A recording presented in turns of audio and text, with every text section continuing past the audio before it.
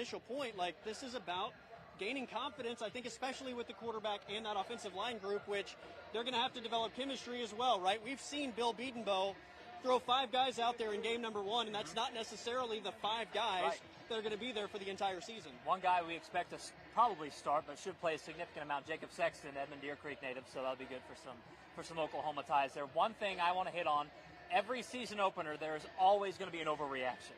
So I'm curious what your overreaction, what your prediction for the overreaction is going to be. Is it going to be a good overreaction? You know, like Jackson Arnold's going to win the Heisman?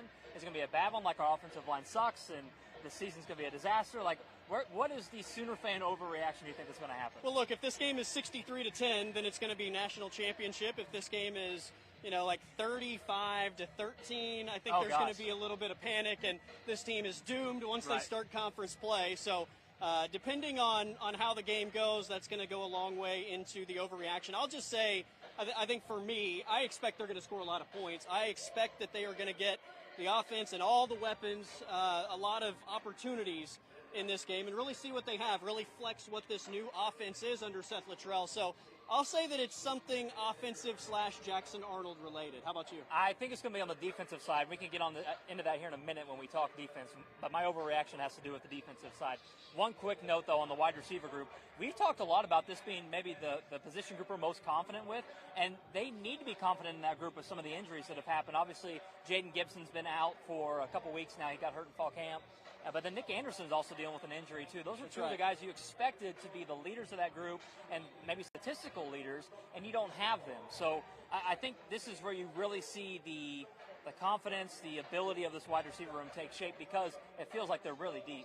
The amount of times I've talked about the receiver room this offseason, I can't even count. I know. And every time it's been glowing reviews, right? They are loaded with talent. And I always start listing the names, and it's Jaden Gibson, it's Nick Anderson, it's Andrell Anthony, Deion Burks. 3 of the 4 guys I just mentioned, 2 of them are not playing tonight. That's Jaden Gibson and Nick Anderson. Andrell Anthony is playing, or I should say available, for the first time since he had the season-ending injury a year ago. So he's available. That doesn't mean he's going to play. And Deion Burks has never taken a snap at Oklahoma. Yep. So that is a position that is loaded with talent. Some of that talent is not on the field tonight, and some of it is having to get worked into a new offense with a new coordinator and a new quarterback. So I don't know, exactly which of those guys is ultimately going to see the lion's share of the targets. I would imagine Deion Burks has his moments, but I think they're going to spread the football around quite a bit. And maybe a name that nobody's talking about ultimately comes out of tonight as a lookout for this wide receiver. I'll give you 2 because you didn't name one of them. Jaleel Farouk is one that we seem to always forget about, and I think it's just because he's been here for so long. That's right. He's a guy that just does his job, not flashy. I think that's a guy that ends up getting a good amount of targets. Another one that Brent Venables has hit on a bunch during camp, J.J. Hester. Booker T, stand up, 918. I think he's a guy that has a chance to really play well. He's had a ton of flashes. He's shown potential during camp. He's shown potential when he was in high school when we covered him. I think that's a guy that could step up as well. Similar frame to a Jaden Gibson, like a long, lanky guy, rangy, can run. So I would expect to see J.J. Hester maybe make some noise there too. So you want to talk defense? I got one more offensive question for you before we move on to defense. I watched a lot of college football yesterday. I'm sure you I did. Got as much in as you could while also being at Tulsa's game. I saw some quarterbacks brought into the game slowly, right? Establish the run game, maybe a screen pass early, gain some confidence. I also saw some first play shots, right? Go for the home run ball out of the gate. Yep. When you look at Jackson Arnold going into this season, how do you see potentially the start of this game and what they do with him? Is it more, let's bring him in slowly, establish some confidence, or you think they unleash the full arsenal out of the gate? Well, you don't want to show too much, right? Like, that's the thing. Coaches are paranoid. You don't want to show too much in the first game, especially against Temple, right? But he's played already. He's gotten those college reps, so for the game reps. So for me, I think you get him acclimated by getting him hit. And so I think you see more QB run game stuff early, just to kind of get him comfortable and settled into the game. I don't think you have to worry about, a quick screen, quick out to kind of get him a completion and get settled in. Honestly, I think it's QB run game, and if not that, I think you go to the shots. Because, again, I think he's shown that he's capable of playing in college. It's not a guy that you're starting fresh out of high school or a guy that's just coming out of the portal. Like, he's been here and done that. I would be surprised if they didn't take some early shots. And then, again, get him involved in the run game just a little bit. I always felt like the pregame jitters went away when I got hit. Yes. Right. So like, 100%. so I think that will help him settle in a little bit. So I think that would be my expectation there. Every level I think anybody has ever played, as soon as you feel that contact, the nerves kind of go away and you're able to really dial in. So I'm with you. Yeah, and that's the thing too. Like in practice, we quarterbacks didn't get hit, right? So like you don't get touched very often in fall camp. I'm not sure if they tackled during camp. My guess is they probably didn't. They probably thudded up on him and let him go. Yeah. So getting hit, getting tackled to the ground, I think would be a nice way to wake up. I will say this place might actually melt down, not only from the heat, but from just the sheer excitement if Jackson Arnold hits a deep ball on possession number 1 tonight. We mentioned the defense, and that's what everyone is hanging their hat on going into this 2024 season. One of the best defenses in college football, a couple All-Americans on this defense. They returned 79% of last season's defensive production.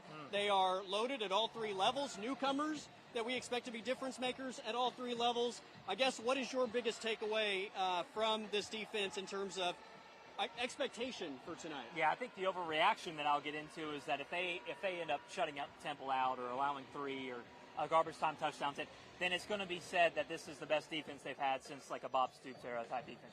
Because it might be by default. It could be, but it's like it's by Temple. default. Like we won't glean anything from the Temple game. I don't think.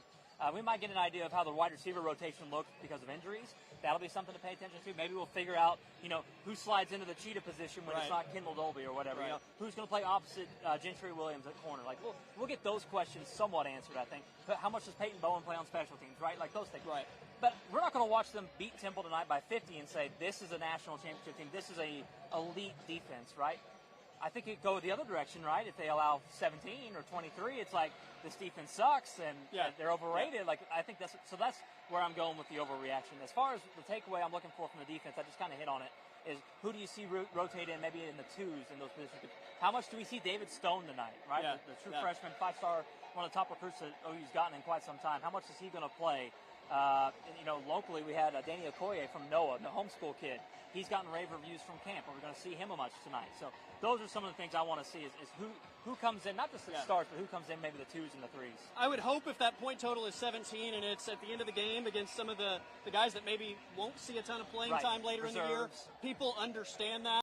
If the starters are giving up 17 in the first, then I think there's going to be massive overreaction to, this group isn't nearly what they were advertised as. Look, we're not going to gain anything out of this game. I mean, Temple, while they're not lower-end FCS, it's still a team that you should beat comfortably. Yes. And I think there's probably more to lose in terms of narratives than there is to gain. But this is a game that you take care of business, right? This is a game that you want to have your number 1s go in, take care of business, come out healthy, and allow yourself to play some of the younger guys. Allow those guys to have early opportunities and see who can maybe establish themselves as somebody that gets chances down the road. I think defensively, it's going to be really exciting to see a lot of those young guys. You mentioned David Stone. He's not a starter, and that was one of the big storylines this week. His IMG teammate, Jaden Jackson, is a starter.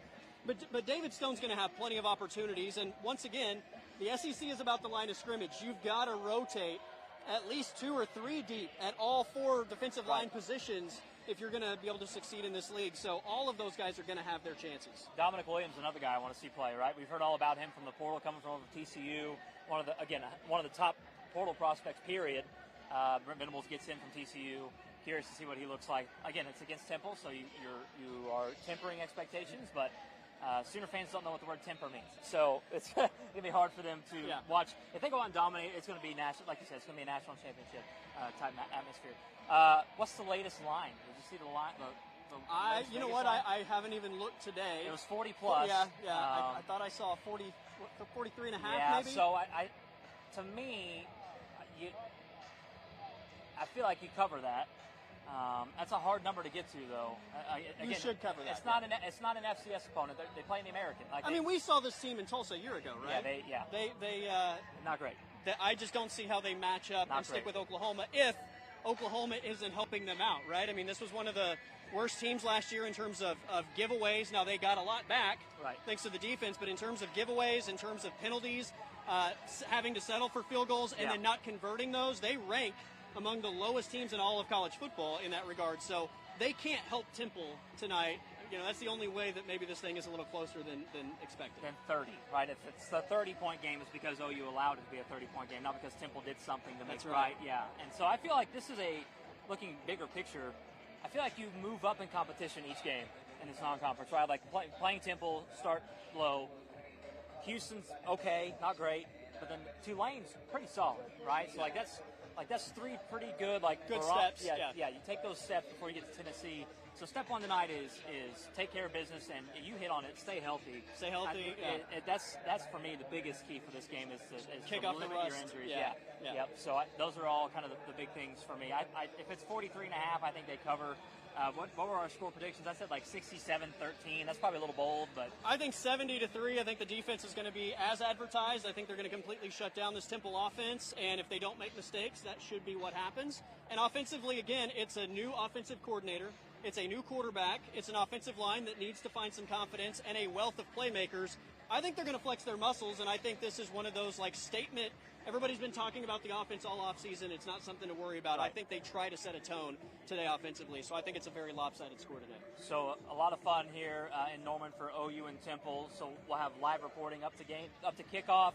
We'll have live reaction once the game ends as well. So we'll have that, and then tomorrow we got more college football, right? That's right. Oklahoma State in South Stillwater Dakota State. early for Oklahoma State, South Dakota State, the two-time defending FCS champions.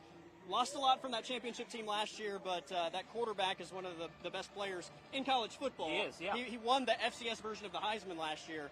He's a playmaker. Should be a fun day tomorrow, but we got to get through this one at the Palace tonight, and we'll be back with you after the game to give you all of our post-game thoughts. Along with TJ Eckert, I am Colby Daniels from Game 1 at the Palace on the Prairie. We'll see you after the game.